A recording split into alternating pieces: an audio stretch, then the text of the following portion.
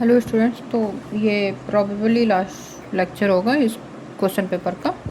इस पे हम सम अप करने का ट्राई करेंगे इसको, क्योंकि वो थोड़ा ज़्यादा डिटेल में पढ़ाएंगे तो आपके वीडियोस थोड़े ज़्यादा बनाने पड़ते हैं।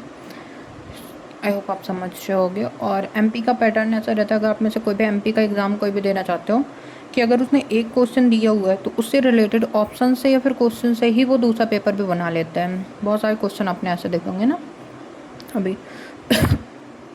सॉरी। सो आई होप अभी आपको क्लियर होगा। ओके, चलो हम लोग स्टार्ट करते हैं। The early earth was probably through out but slowly replaced into a planet. So early अर्थ कैसी थी? प्रोबेबली होमोजीनस थी और बाद में वो धीरे धीरे डिफ्रेंशिएटेड होती गई। सो जो अर्ली अर्थ थी वो बिलीव 1 सेकेंड। ओके, सो जो अर्लियर अर्थ थी, तो हम ऐसा बिलीव करते हैं कि जो अर्लियर थी वो यूनिफॉर्म कंपोजिशन की थी एंड अनडिफ्रेंशिएटेड थी, मतलब होमोजेनस थी। और later due to internal heating heavy elements क्या हुए? सिंक कर गए इनवर्ड, और जो लाइट सिलिकेट थे वो अपवर्ड राइज कर गए, जिसकी वजह से हमारी जो प्रेजेंट टाइम पे अर्थ है वो डिफ्रेंशिएटेड हो गई। और इसी प्रोसेस को क्या बोलते हैं हम? Planetary differentiation. जिसके रिजल्ट में क्या हुआ? अर्थ में हमारी कोर मेंटल क्रस्ट डेवलप हुई। और इसका कॉज क्या था डिफ्रेंशिएशन का? Radio active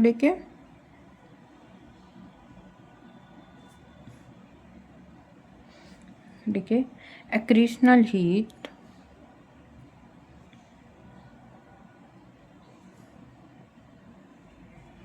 and gravitational compression.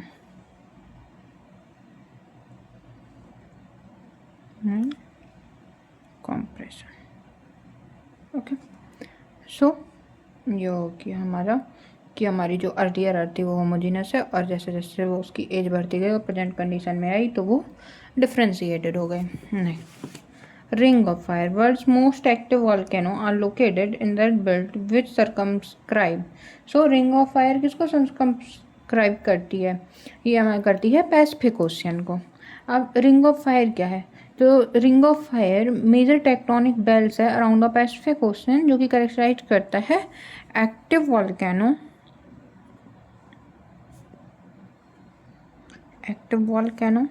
Earthquakes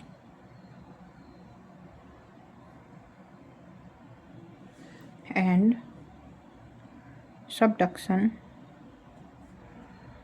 Jones. Okay, अब ये एक्टिव क्या है? तो जो मोस्टली जो बाउंड्रीज हैं वो क्या है? कन्वर्जेंट प्लेट मार्जिन्स है और ओसेनिक प्लेट सबडक्शन जोन है। तो क्योंकि ये सबडक्शन जोन है, सबडक्शन जोन में क्या होता है? Melting of mantle material, melting of mantle material, and इसकी वजह से क्या हुआ? Magma generation. Okay, and volcanic eruption.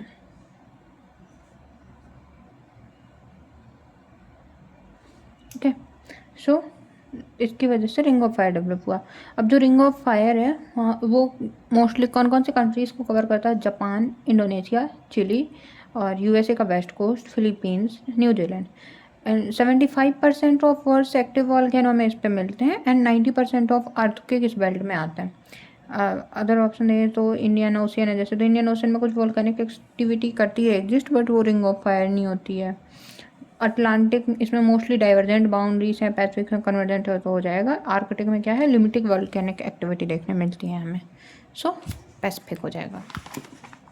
Next, plates are made up of lithosphere which is consisting of. So lithosphere क्या क्या कहलाता है हमारा? लिथोस्फीयर में होता है upper mantle, oceanic and continental crust. So हम देखते हैं ना लिथोस्फीयर क्या है हमारा? So crust and upper mantle, तो इसने क्रस्ट को ही ओशियनिक एंड कॉन्टिनेंटल क्रस्ट में डिवाइड कर दिया है। लिथोस्फीयर क्या होता है? Rigid outer shell of earth, rigid outer shell of earth is called हमारा लिथोस्फीयर। अब crust and upper most rigid mantle को करता है। सो क्रस्ट क्या हो गई, continental crust and oceanic crust. तो टेक्टोनिक प्लेट्स किससे मिलकर बनी होती है ये भी पूछ सकता है इस पर। So crust plus upper mantle, crust solid है और अपर मेंटल लिथोस्फीयर में आता है और फिर उसके बाद में स्टार्ट होता है हमारा एस्थेनोस्फीयर। ओके, एस्थेनोस्फीयर कैसा है, मोल्टन स्टेट में है। One of the best known example of transform fault boundary is, transform fault boundary का सबसे बेस्ट एग्जाम्पल कहाँ मिलता है हमें, सैन एंड्रियास फॉल्ट में। ये क्या होता है, ट्रांसफॉर्म बाउंड्री क्या होती है, जब तो दो टेक्टोनिक प्लेट स्लाइड करती हैं horizontally to each other. So a transform boundary is where two tectonic plates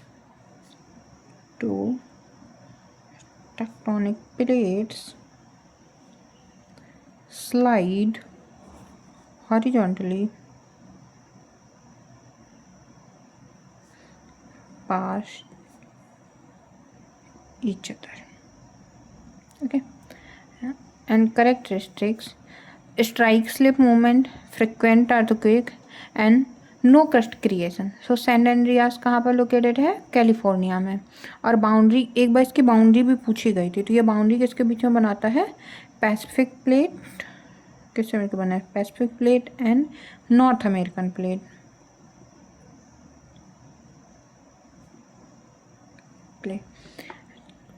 और इसका मूवमेंट किस टाइप का है, right lateral strike slip fault है,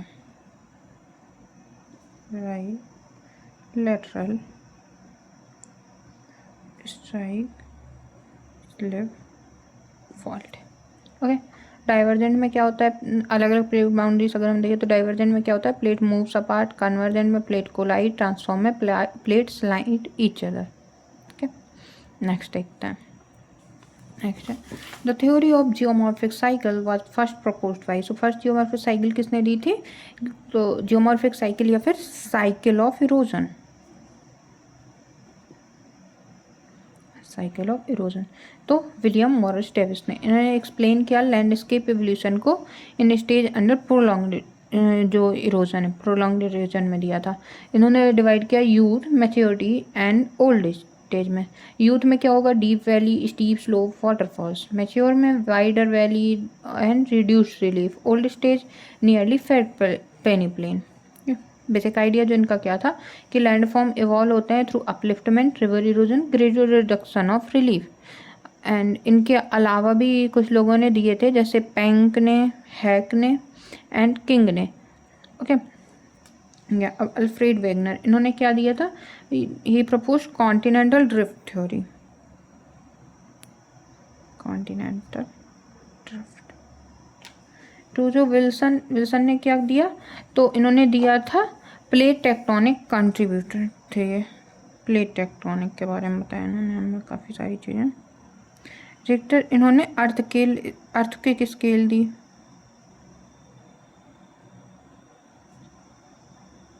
एंड डेविस थे इन इंडिया। इनके अलावा एक पेंक का कॉन्सेप्ट भी बहुत फेमस है हमारा। Next question, which among the following is not related to application of geomorphology. So geomorphology से रिलेटेड एप्लीकेशन कौन नहीं है इसमें से, तो natural hazard studies in management, natural hazard geomorphology में आता है। एनवायरनमेंट भी मैनेजमेंट भी आएगा एंड नेचुरल रिसोर्स की स्टडीज भी आएगी, बट जो evolution of deep seated mineral deposit से ये नहीं आएगा, क्योंकि जियोमॉर्फोलॉजी क्या है, study of land form and surface process, landform and surface process। और इसके एप्लीकेशन क्या क्या है, hazard assessment, water set studies, environmental management, soil erosion studies and resource planning इसके अंदर कवर होते हैं। और जो डीप सीटेड मिनरल डिपॉजिट्स हैं ये जनरली जो एक्सप्लोर किए जाएंगे geophysics, geochemistry, drilling and structure geology में। जियोमॉर्फोलॉजी मेनली सरफेस और नियर सरफेस फीचर्स के लिए है, नॉट डीप, जो भी हमारे feature deep seated conditions features हैं उनके लिए नहीं है। ओके, ऑप्शन देखें तो नेचुरल हजार्ड में जैसे हमारा जियोमॉर्फोलॉजी में एनालाइज करते हैं landslide, flowed, erosion etcetera. Environmental management भी करते हैं हम, तो अब भी क्लियर होगा ये क्वेश्चन भी आपको। नेक्स्ट देखते हैं, broad flat topped Isolated remnant hills capped by hard resistant horizontal beds with steep slopes on all sides produced by river erosion is called. So river erosion जो बनते हैं उनको क्या बोलते हैं हम? Misa. Flat topped elevated land mass with steep sides उसको हम मीसा बोलते हैं. ये फॉर्म होता है due to differential erosion.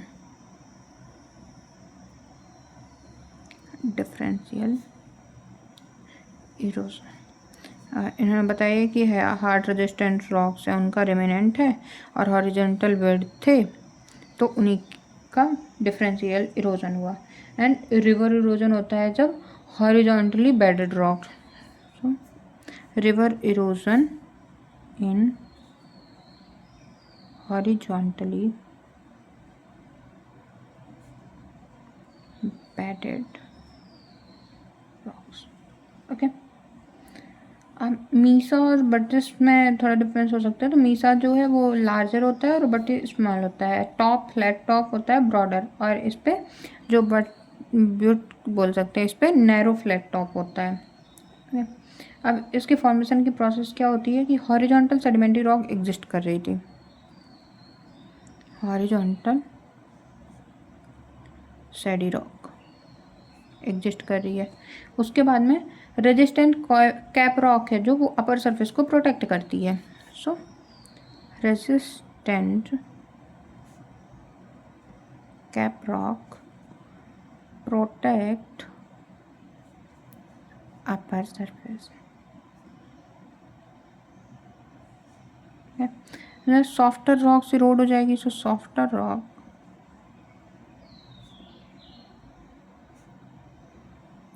erode away. Then isolated flat top hills remains.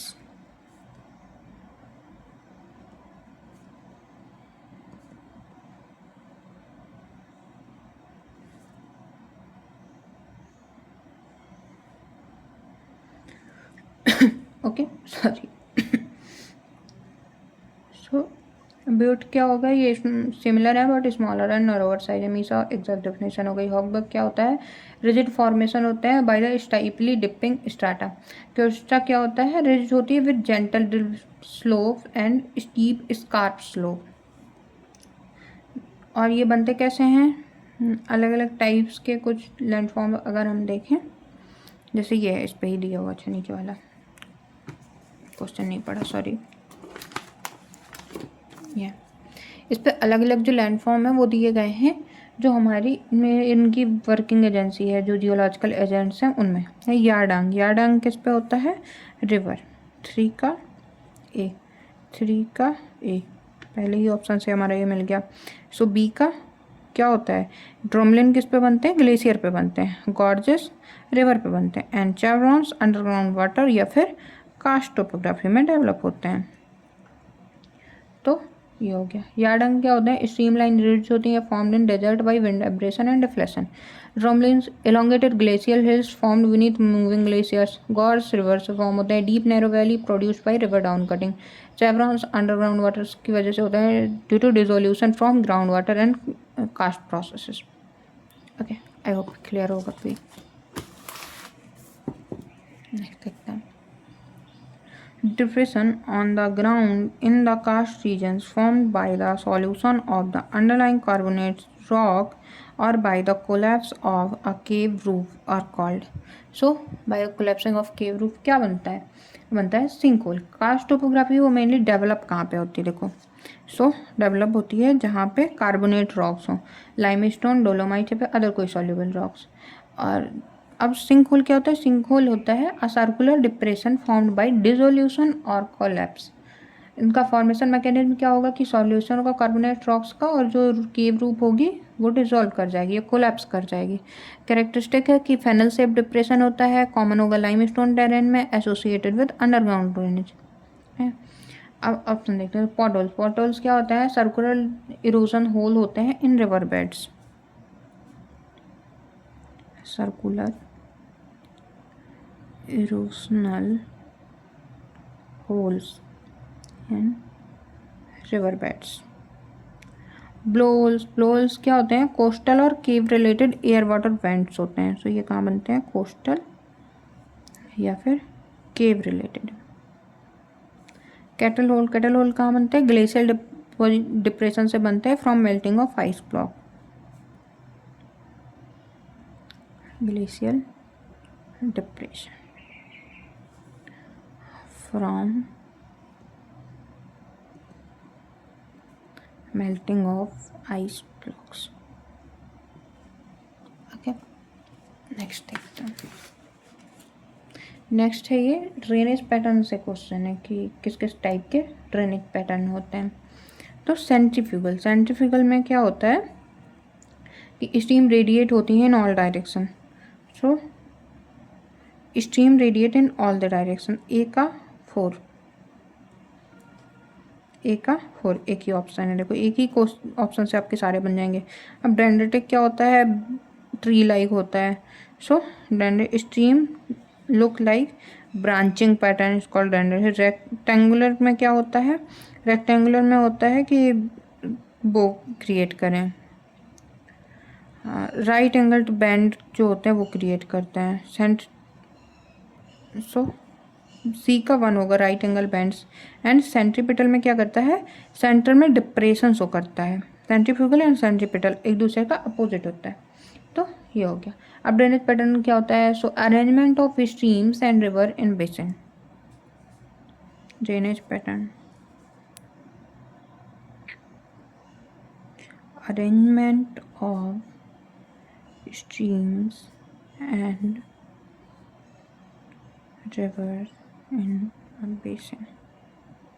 Okay, और डिपेंड किस किस चीज़ पे करेगा ये?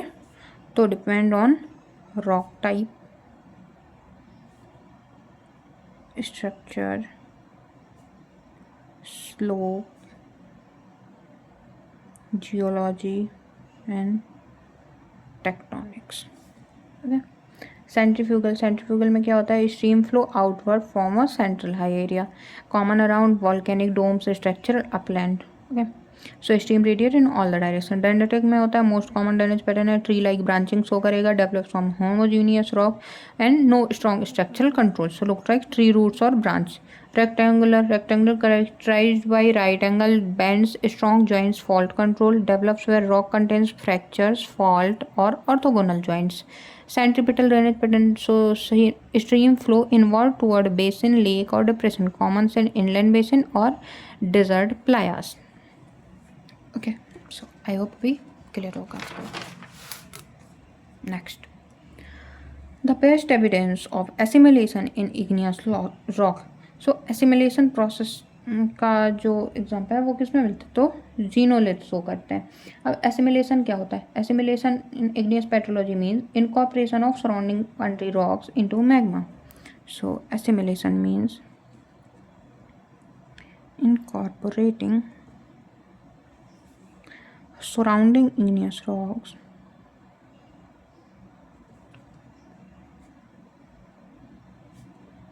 into magma. Okay, when magma rise, it may melt, absorb or partially digest wall rock. Partially digest. Okay, और जीनोलिथ क्या होते हैं? जीनोलिथ होते हैं fragments of country rocks enclose with in igneous rocks.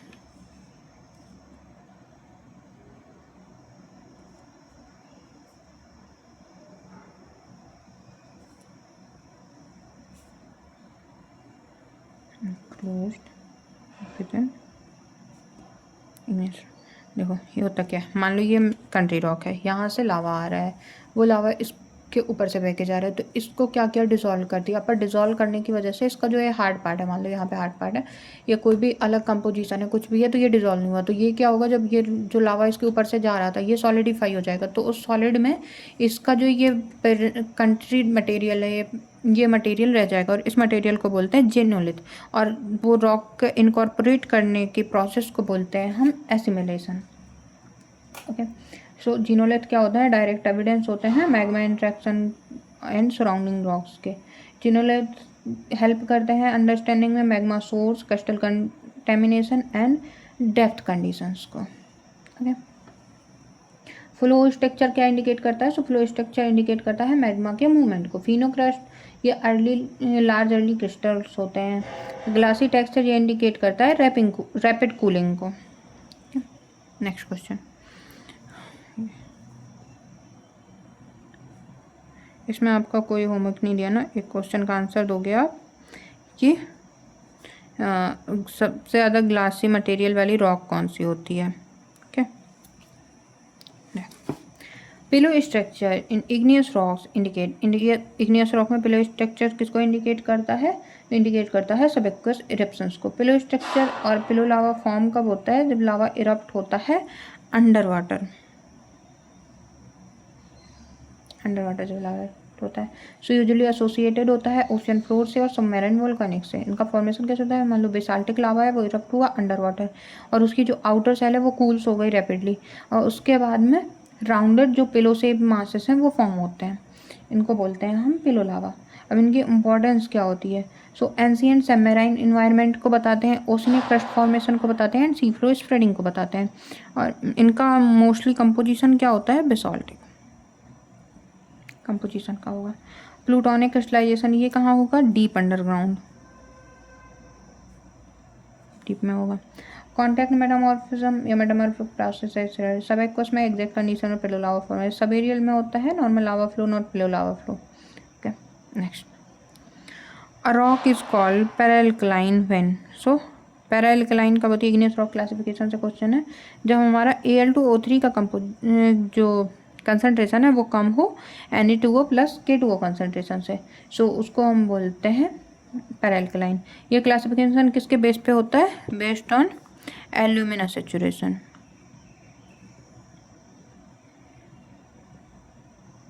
Alumina saturation के बेस पे होता है, तो रॉक को हम पैराल्कलाइन कहेंगे। इसके अलावा होती है मेटा एल्यूमिनस रॉक होती है। जब Al2O3 का कंपोजिशन क्या हो?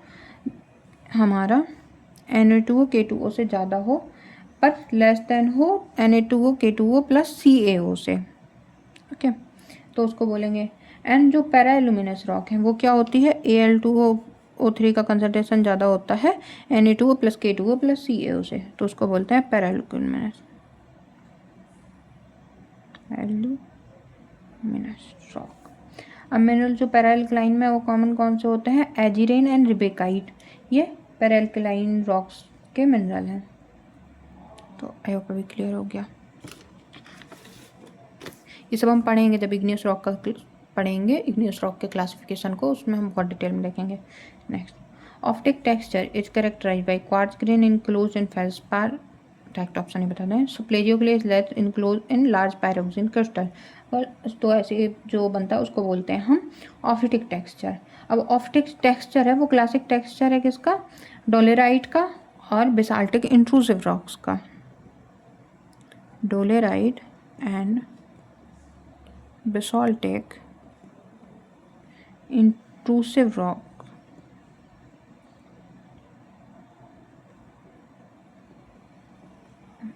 अब ऑप्टिक टेक्सचर में क्या होता है? लार्ज पायरोक्सिन क्रिस्टल या क्या, plagioclase legs include in large pyroxene crystal. So large pyroxene crystal enclose होते हैं स्मॉलर प्लेजियोक्लेज लेथ में। ये इंडिकेट क्या करते हैं? साइमल्टेनियस क्रिस्टलाइजेशन,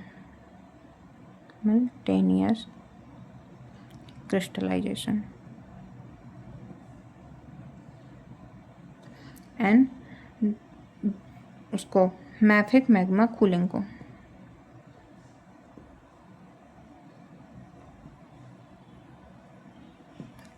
इंडिकेट करते हैं। सो अपीयर कैसे करते हैं? प्लेजियोक्लेज होता है वो इलोंगेटेड लेथ की तरह दिखाई देता है, और जो पायरोक्सिन है वो लार्जर इनक्लोजिंग क्रिस्टल होता है। सजेस्ट करता है मीडियम कूलिंग रेट को।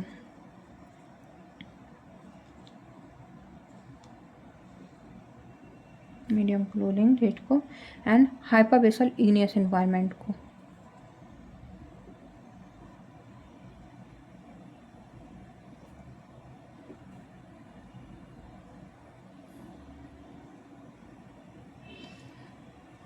ओके, सो आई होप भी क्लियर हो गया होगा आपको वाला।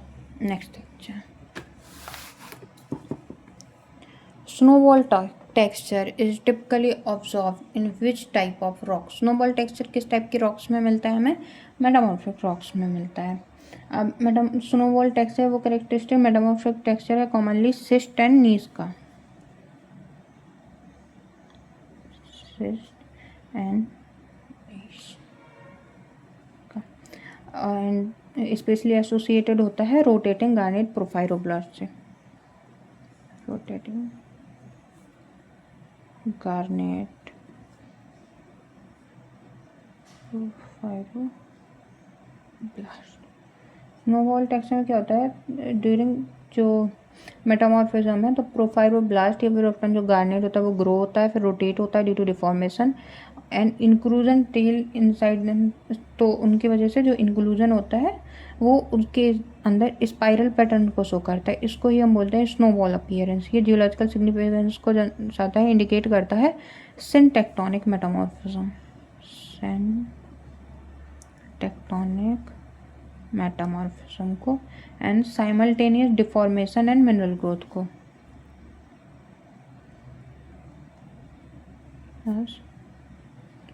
डिफॉर्मेशन एंड मिनरल ग्रोथ को। कॉमन मिनरल्स होते हैं जो शो करते हैं गार्नेट, एंडालुसाइट, स्टेरोलाइट।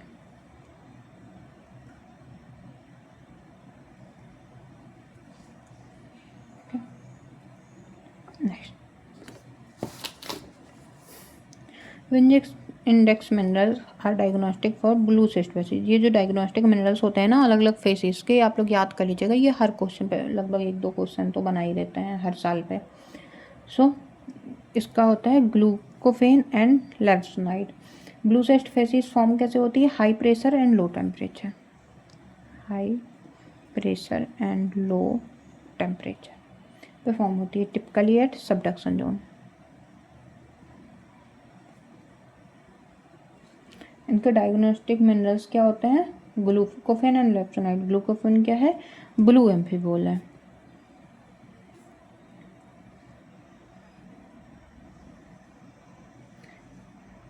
ब्लू सिस्ट को कलर देते हैं। लेव्सोनाइड क्या है? हाइड्रस कैल्शियम एल्यूमिनियम सिलिकेट है जो कि स्टेबल होता है high pressure and low temperature पे। Okay, PT condition high pressure हो गया and temperature 200 degree to 500 degree हो गया। टेक्टोनिक सिग्निफिकेंस क्या होता है इसका? ओशनिक क्रस्ट सबडक्शन या फिर कन्वर्जेंट प्लेट मार्जिन्स को बताता है। ओके, ऑप्शन देखें, जो गार्नेट काइनाइट ये हाई ग्रेड मेटामॉर्फिज्म को बताता है। सिलिमेनाइट कॉर्डराइट हाई टेम्परेचर मेटामॉर्फिज्म को बताता है। स्टेरोलाइट एंडालुसाइट हमारा मीडियम ग्रेड रीजनल या फिर कॉन्टैक्ट मेटामॉर्फिज्म को बताता है। Okay, next in metamorphic petrology an isograd is defined as. Isograd क्या होती है? A line marking the first appearance of specific index mineral, उसको हम बोलते हैं कि हमारा आइसोग्रेड है। So a line connecting points of equal metamorphic grade marked by the first appearance of an index mineral is called isograde. Example appearance of biotite, garnet, staurolite, kyanite, sillimanite, ये बार करता है डिफरेंट मेटामॉर्फिक जोन्स को। तो इनके जैसे ही formation की जो कंडीशन है उसको जो मार्क करती है उसको बोलते हैं हम आइसोग्रेड लाइन। ये यूज किस पे होती है? To map metamorphic grade, to map metamorphic grade, understand pressure temperature condition, identify metamorphic zonation।